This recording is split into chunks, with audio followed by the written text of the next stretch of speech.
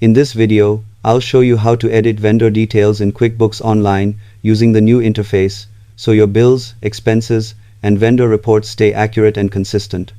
Start by opening expenses from the left menu, then switch to the Vendors tab. Some regions may label it Suppliers.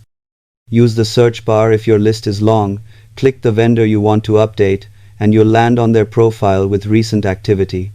Hit Edit to open the full vendor form, where you can update the company and display name, email, phone, and addresses, especially important if you mail checks or rely on correct remittance info. Review payment terms and any default category or account you use for their purchases, and if your setup supports it, check tax-related settings for year-end reporting.